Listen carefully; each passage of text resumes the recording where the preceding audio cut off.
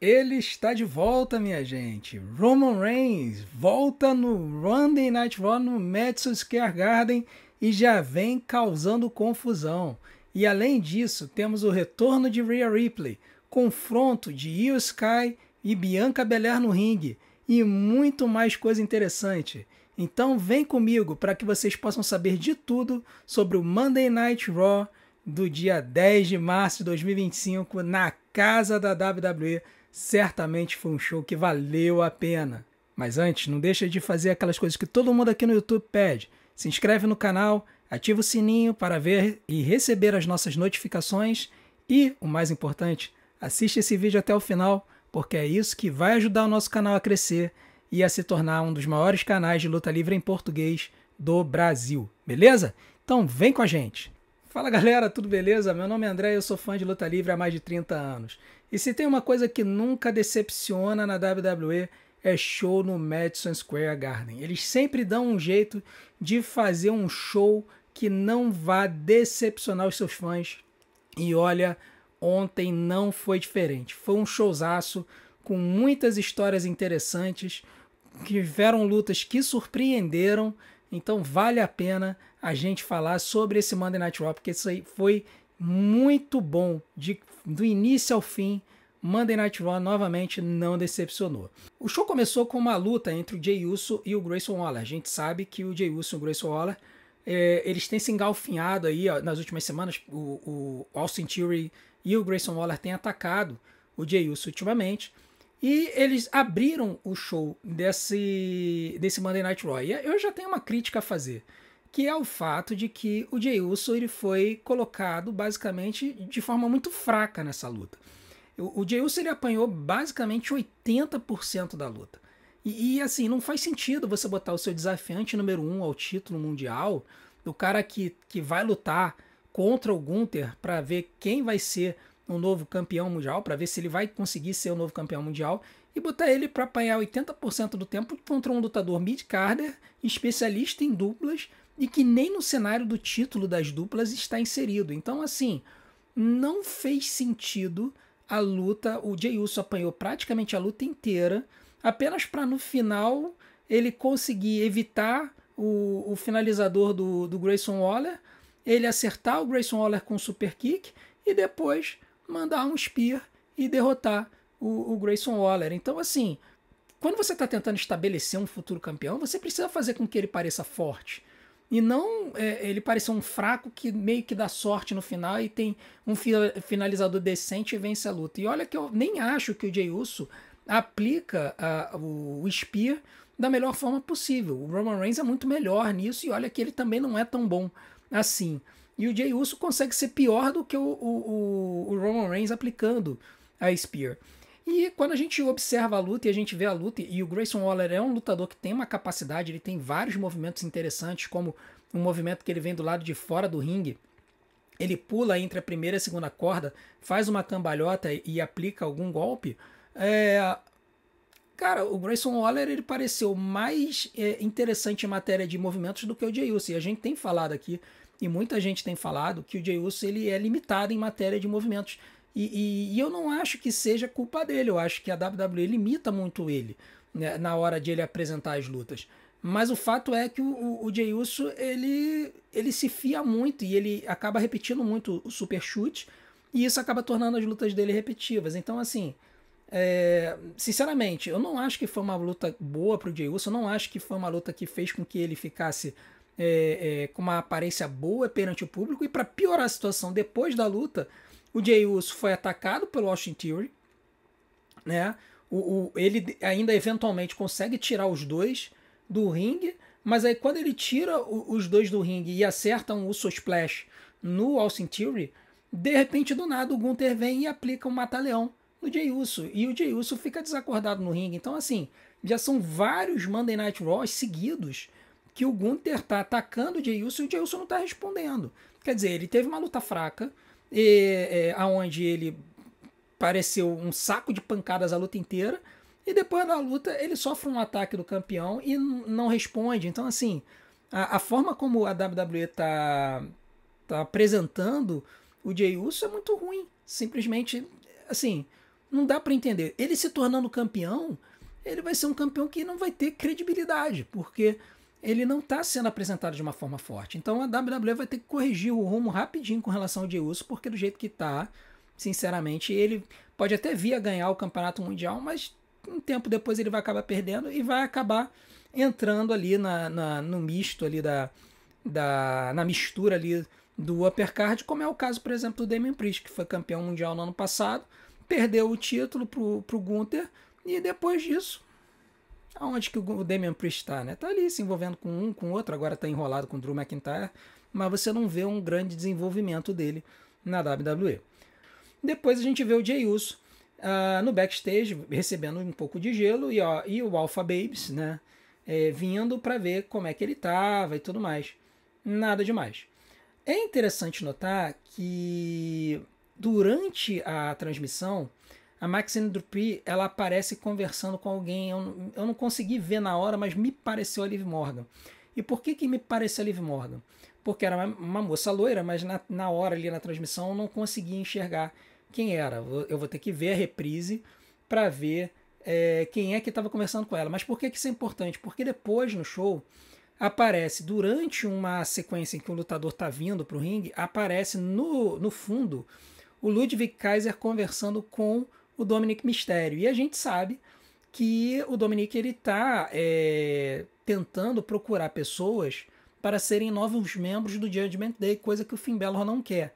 Então chama a atenção esses cenários em que, assim, lá no fundo, enquanto as outras pessoas estão entrando, você aparece o Dominic Mysterio e a Liv Morgan conversando, ali no caso com a Maxine Dupri e com o Ludwig Kaiser, possivelmente conversas para denotar que eles estão recrutando gente para o Judgment Day.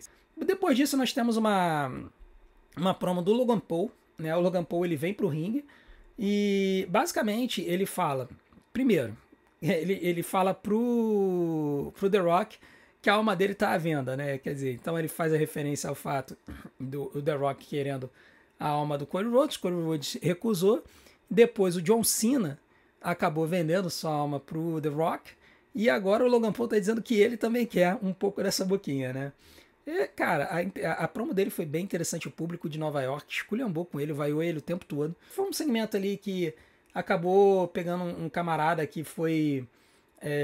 um comediante que tem um show na Netflix, e aí esse cara ele começa a se engalfinhar com o Logan Paul, ele começa a falar com o Logan Paul, aí o Logan Paul puxa ele da plateia, leva ele pro ringue, e aí quando vai dar um suplex nele, a música do AJ Styles toca e o AJ Styles vem, ataca o Logan Paul, acerta um Phenomenal Forearm lindo e manda o Logan Paul embora, ficando no ringue com o Andrew. E aí o AJ Styles fala, cara, vem cá, você não queria uma oportunidade? Você não queria bater de frente com alguém? Cara, eu tô aqui, vambora, vamos cair dentro.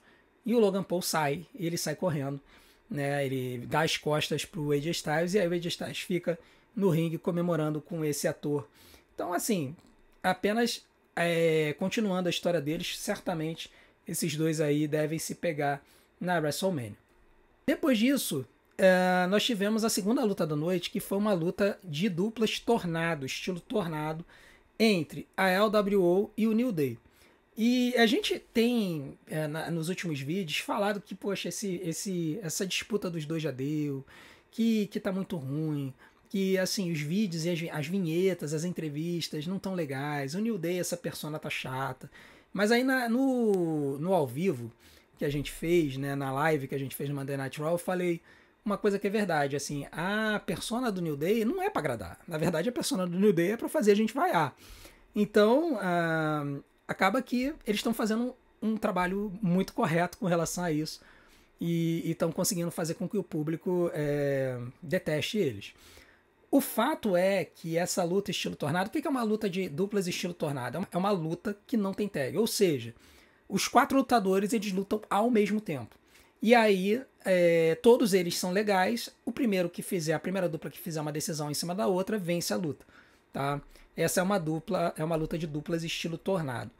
E aí, o que aconteceu foi que a luta surpreendeu absurdamente. Foi uma luta entre a LWO, representada pelo Rey Mysterio e o Dragon Lee, contra o Kofi Kingston e o Xavier Woods. Foi uma luta que, cara, foi para tudo que é lado. Assim, os lutadores se entregaram, eles claramente estavam tentando roubar o show. Muito claramente, eles estavam querendo roubar o show da luta que viria no final, que seria a luta na jaula entre o CM Punk e o Seth Rollins. E, cara, eles quase conseguiram. Eles quase conseguiram. Foi um lutaço. Foi um lutaço entre essas duas duplas. Obviamente, Dragon Lee e Rey Mysterio sabem lutar. Xavier Woods e Kofi Kingston sabem lutar. Teve um momento ali que novamente teve aquela história dos mocinhos quererem trazer uma mesa para a luta e os vilões levarem uma mesa para dentro. Enfim, botarem debaixo do ringue. Eventualmente, a LWO bota a mesa, monta a mesa. E aí tem um momento que o Xavier Woods ele é jogado do ringue em cima da mesa. E ele pega a mesa meio que de raspão e a mesa racha. Quase que ela não quebra, ela só quebra quando ele cai de volta para trás. Ele meio que se joga para trás para quebrar a mesa com gosto, né? Então, assim, foi uma luta muito boa. Mas a história aqui no final foi que quando chegou bem no finalzinho da luta, um lutador mascarado com uma máscara totalmente americana aparece e ele começa a bater no Dragon Lee e no Rey Mysterio. E ele utiliza os movimentos do Chad Gable. Então, aquela história que a gente viu na semana passada, do Chad Gable indo até o México, para procurar saber os segredos da luta, e aí o cara apresentando uma caixa que ele pagou $500, era essa máscara totalmente americana, que o Chad Gable usa para poder atacar os demais lutadores. E aí no final ele ainda fala gracias, né, que na verdade é o thank you dele, né, o obrigado, e ele fala em espanhol. Então assim, cara, foi muito interessante. Se eles seguirem com essa história do Chad Gable, fingir que não é esse lutador, vai ser assim sensacional, que vai relembrar um pouco a época do Hulk Hogan, quando ele estava ali no meados dos anos 2000 e ele tinha tido uma luta que ele tinha sido demitido da WWE, e ele volta como Mr. América, usando a máscara que pegava só até aqui assim, né, daqui para cima, então mostrava o fumantil dele, dava para ver claramente que era ele. Então, se acontecer do Chad Gable ter uma persona dupla, eu acho que vai ser hilário. E, cara, assim, tem que botar o título intercontinental nele pra ontem, cara. Esse cara merece.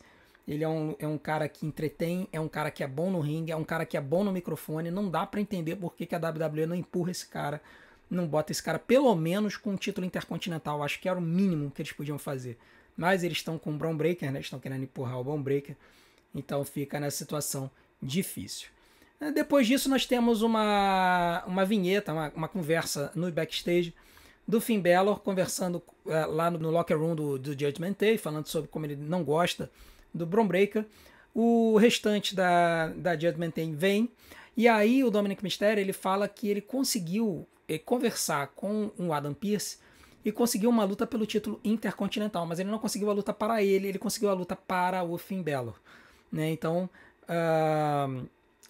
ele fala que o Bron Breakker aceitou assinar o contrato, e os dois, o Dominic Mysterio e o Finn Balor, se abraçam. Olha, eu acho que essa história é uma história que eles estão caminhando bem devagarinho para um cenário em que o Finn Balor provavelmente vai ser expulso do Judgment Day. O Dominic Mysterio e a Liv vão assumir o comando do Judgment Day. E o Dominic e o Finn Balor vão fazer uma disputa por esse cinturão intercontinental, e eles vão tirar o Bron Breakker dessa disputa. Vão tirar o Bron Breakker desse cenário e talvez elevar ele para o main event. Aí eles já estão querendo fazer isso há algum tempo. Porque a Liv chega a perguntar para o Dominic por que ele não conseguiu uma luta para ele, pro Dominic, pelo título intercontinental. E ele falou, porque eu confio no Finn Balor e tal. Mas o fato de que o Dominic e a Liv estão conversando com gente no backstage indica que eles estão passando por cima do Finn Balor. Eles dizem que a Judgment Day não tem líderes, mas claramente eu acredito que vai ter uma fricção aí entre os dois nesse cenário. Eu acho que vai fazer muito bem para o Dominic se ele assumir a liderança do Judgment Day. Eu acho que ele já está maduro para isso, como persona e como pessoa e como lutador. E E eu acho que se ele pegar o título intercontinental e disputar ele com o Finn Balor como mocinho, eu acho que não seria nada ruim. Eu acho que teria um futuro brilhante pela frente. Eu acho que o Dominic tem um futuro muito legal pela frente. Vamos ver até onde ele vai chegar. Depois disso, nós temos o Cody Rhodes. Cody Rhodes ele vem pro ringue e ele faz uma promo falando com a galera, Madison Square Garden. Essa promo foi na cabeça da hora, foi na primeira hora do show. E aí ele fala que o Madison Square Garden é a casa da WWE, eles vão enfatizar isso várias vezes no show. E depois ele vai falar sobre o desafiante, né, ao título da WWE, o John Cena. Né? E a primeira coisa que ele fala é que o John Cena não tá no Madison Square Garden. Cara, quando ele falou isso, eu falei, meu Deus do céu, não é possível. O show no Madison Square Garden, na meca da WWE, e o John Cena não aparece.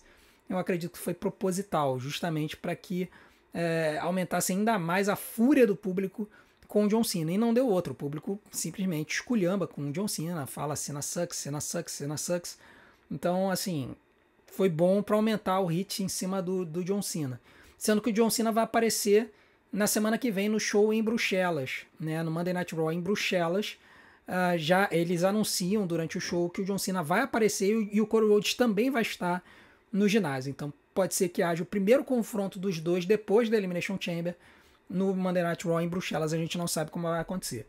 Mas essa promo do Cody Rhodes foi apenas para falar que o John Cena ele é um lutador de meio período, que ele não é mais o que é melhor para os negócios, porque o John Cena falou que o melhor para os negócios seria ele vencer a Elimination Chamber e desafiar pelo título da WWE, e na entrevista pós Royal Rumble.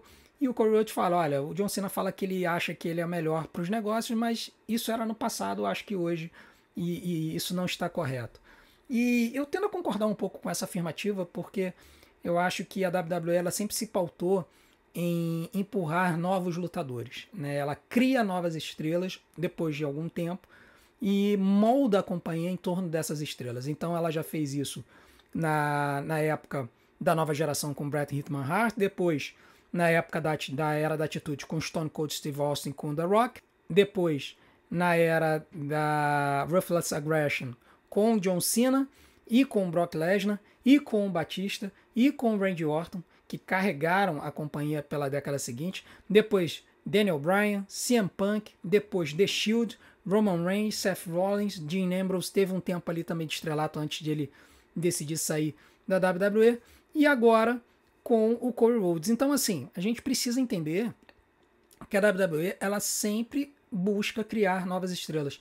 E não é muito bom ficar trazendo gente de fora, principalmente gente já estabelecida, a não ser que seja para elevar esses lutadores. Mas o fato de que o Roman Reigns ele estendeu o contrato dele até dezembro de 2025, e isso já está confirmado, ou seja, ele vai ter mais 10 meses aí de WWE, me denota de que tudo está caminhando para que o John Cena vença o título na WrestleMania e se torne campeão pela 17ª vez, quebrando o recorde do Nature Boy Ric Flair.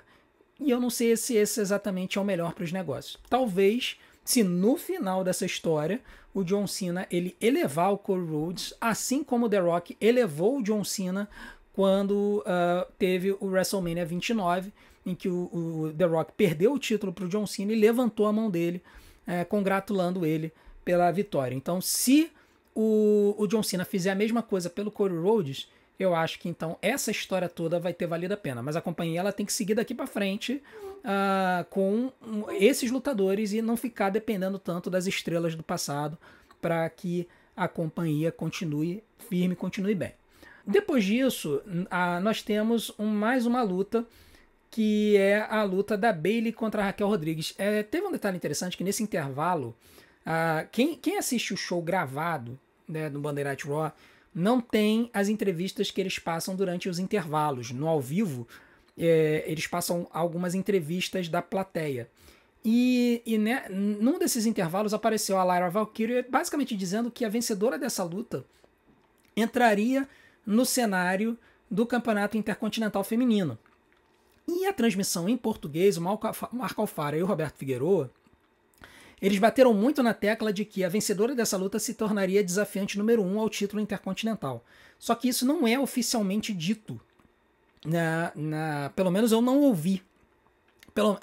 Tanto é que quando a luta é anunciada, a pessoa que estava no microfone, ela não anuncia a luta como sendo uma luta pelo posto de desafiante número 1 ao título intercontinental, e geralmente eles anunciam isso. Então ficou meio estranho, a gente não tem como ter certeza. Mas a verdade é que foi uma luta da Bayley com a Raquel Rodrigues. Foi uma luta muito boa. Foi uma luta que no começo ela ficou meio devagar.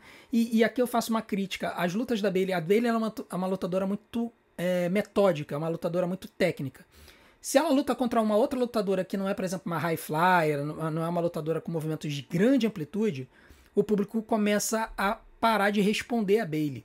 E isso tem acontecido ultimamente. Então, nessa luta, no começo a Raquel Rodrigues dominou a Bayley tentando voltar com os seus movimentos, e simplesmente o público parou de responder a ela. E isso me preocupa um pouco, o fato de que o público está deixando de responder às lutas da Bayley.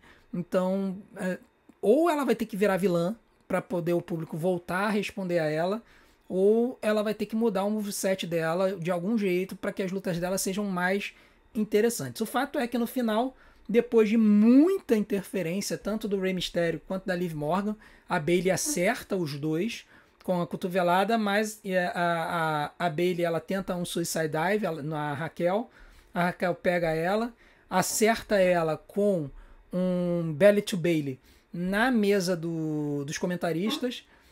Depois a Raquel Rodrigues entra e pede a contagem, né, do count-out.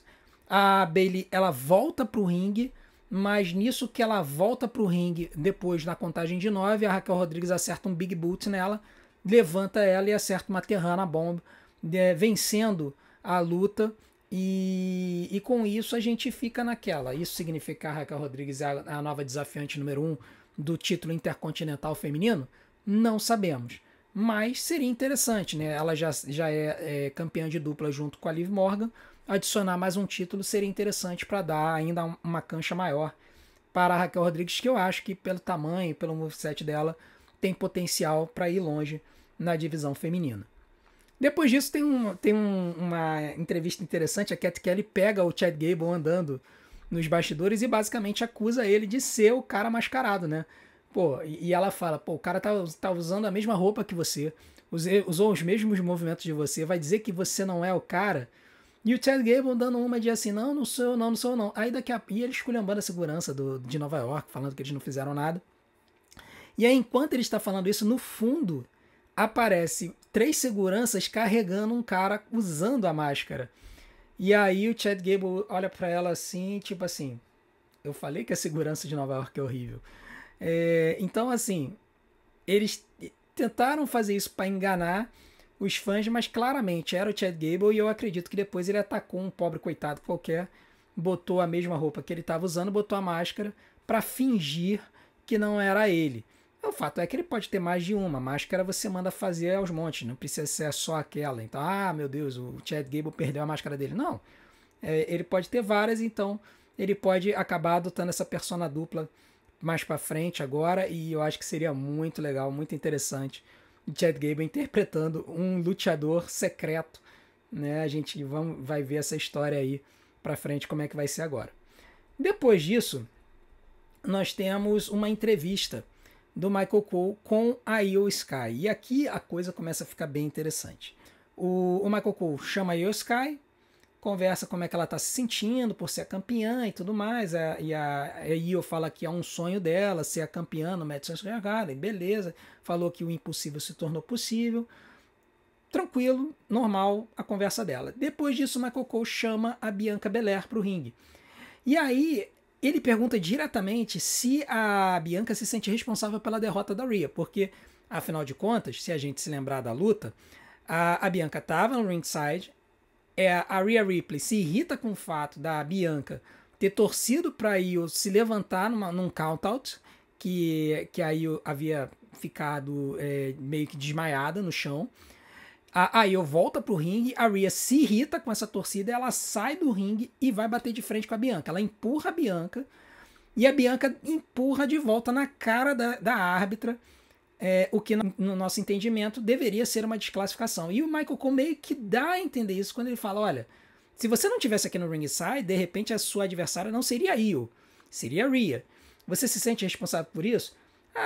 A Bianca fala, olha, me desculpa, tal, não sei o que, mas, assim, eu não vou permitir a Rhea Ripley meter as mãos em mim e nada acontecer, né? Então, assim, a Bianca se desculpou, mas não se desculpou. E aí, cara, quando isso tá se desenvolvendo, a música da Rhea Ripley toca e ela volta depois da luta da semana passada. Ela vai pro ringue e ela imediatamente começa a esculhambar a Bianca, perguntando por que a Bianca não ficou na dela e não foi se resolver e se meter e focar nessa história da Jade Cargill e da Naomi. O que deixa a Bianca meio perturbada das ideias. Ela fala, poxa, por que você foi trazer isso, essa história toda, isso está me afetando muito, enfim. O que vai acontecer, gente, é que a Bianca Belair e a Rhea ficam, assim, com o rosto coladinho uma com a outra, esculhambando uma com a outra. E aí o Sky tenta se meter na frente e a primeira coisa que faz, a Rhea Ripley vai e afasta a Io com a mão. E ela continua a esculhambar a Bianca esculhambando a Rhea, aí o Sky volta pra se meter no meio e aí a Bianca mete a mão na cara da Io e afasta ela. E aí você pensa assim, cara, a campeã tá sendo feita de idiota nessa disputa entre a Rhea e a Bianca. Mas aí a WWE fez algo muito legal. Elas fizeram com que a Io chegasse e simplesmente se irritasse com as duas. Falasse, olha, a campeã aqui sou eu.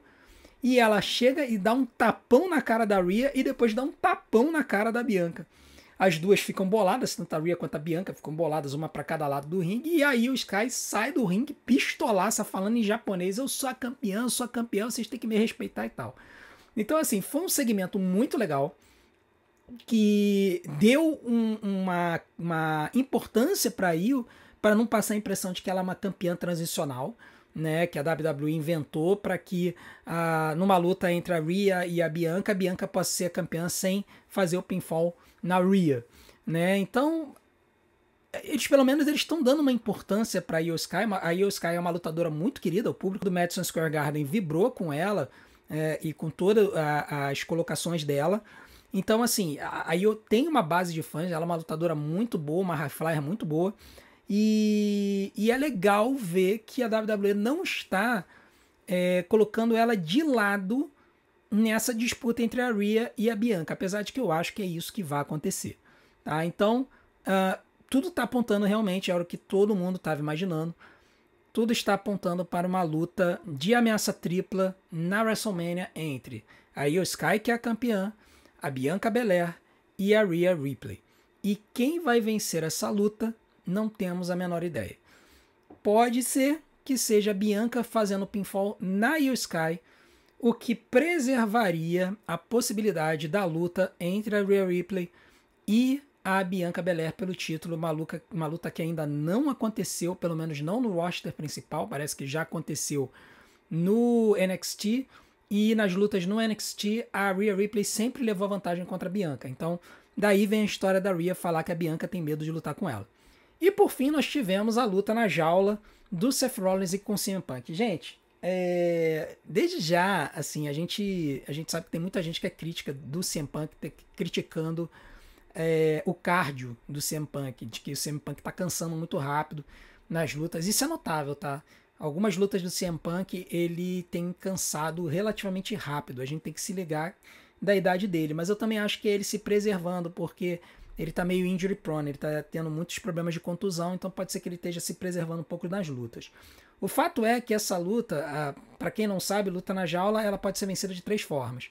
Por pinfall, que é encostamento, por submissão e por escape da jaula. Se a pessoa sair da jaula pela porta ou sair da jaula por cima, caindo com os 2 pés no chão para fora da jaula, a pessoa vence a luta. Eles começam a lutar, e é uma luta que vai e volta, muita violência, muito soco, muita esfregada na jaula. Em um dado momento, o Seth Rollins chega perto da porta e ele aponta para a porta falando para o CM Punk sair. Só que o CM Punk não sai. E depois o CM Punk faz o mesmo. Ele vira a luta, chega na porta, aponta para a porta para o Seth Rollins sair, e o Seth Rollins não sai. Por quê? Porque a história é que a raiva e o ódio dos dois é tão grande que eles não querem fugir. Eles querem destruir um ao outro. Beleza.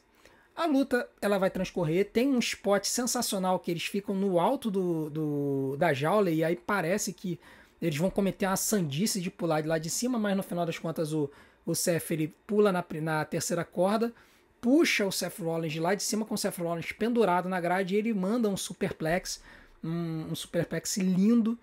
Então, assim, foi uma luta bem tensa, bem intensa, até o ponto e até o momento que a luta ela vai chegando no final, e aí eles começam a trocar finalizador. O Seth Rollins, ele chega a dar um GTS no CM Punk, mas ele não consegue. O CM Punk ele aplica 4 GTS na luta. E ele não consegue finalizar o Seth Rollins. Tem um momento que ele aplica o GTS e o Stomp do Seth Rollins. E o CM Punk não consegue fazer o encostamento. O Seth Rollins ele chuta no 2. Então, no final da luta, é uma coisa alucinante de um chutando do finalizador do outro, assim, mostrando uma resiliência absurda. Teve gente criticando isso, mas assim, eu acho que para um cenário de uma luta no Madison Square Garden, onde você busca fama, você busca sucesso, cara, os lutadores, é como se fosse uma luta de título.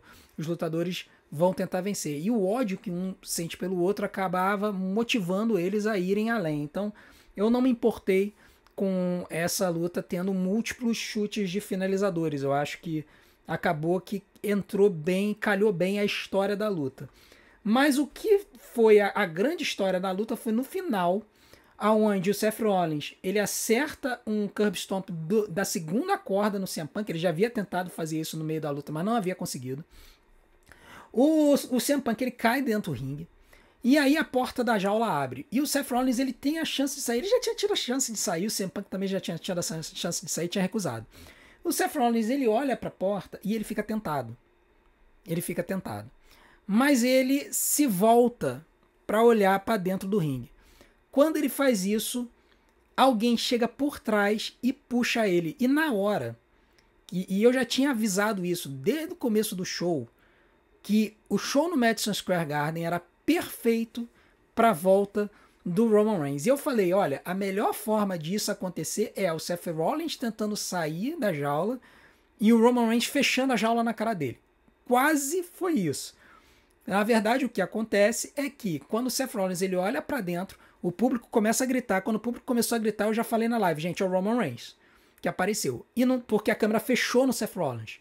E aí, quando isso acontece, realmente vem um braço por trás, puxa o Seth Rollins pela porta e puxa ele para fora da jaula. E era o Roman Reigns. Só que quando ele faz isso, ele tira o Seth Rollins da jaula. E como é uma luta sem desclassificação, o Roman Reigns basicamente deu a vitória para o Seth Rollins. E é isso que é bizarro. Né? Algumas pessoas que estão reportando a luta estão dizendo que Seth Rollins venceu por desclassificação. Mas eu não entendo assim. Na verdade, eu entendo que Seth Rollins ele venceu por escape.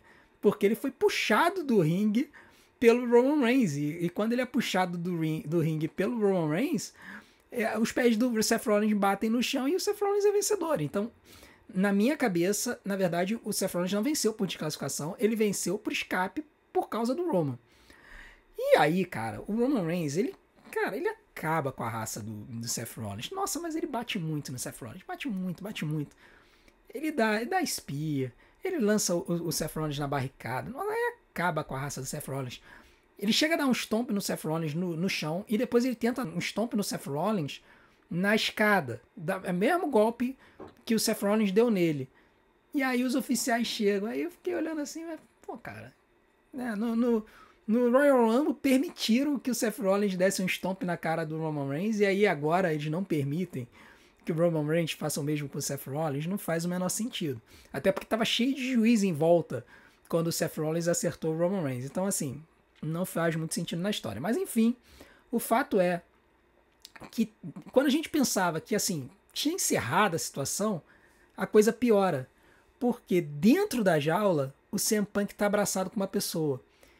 E o Roman Reigns, ele olha e ele acha estranho. Quando a câmera fecha no ringue, a gente vê o CM Punk ajoelhado no chão sendo apoiado pelo Paul Heyman.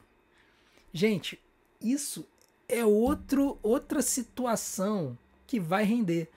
Porque o Paul Heyman chegou a ser o advogado, digamos assim, do CM Punk lá para os idos de 2012, 2013.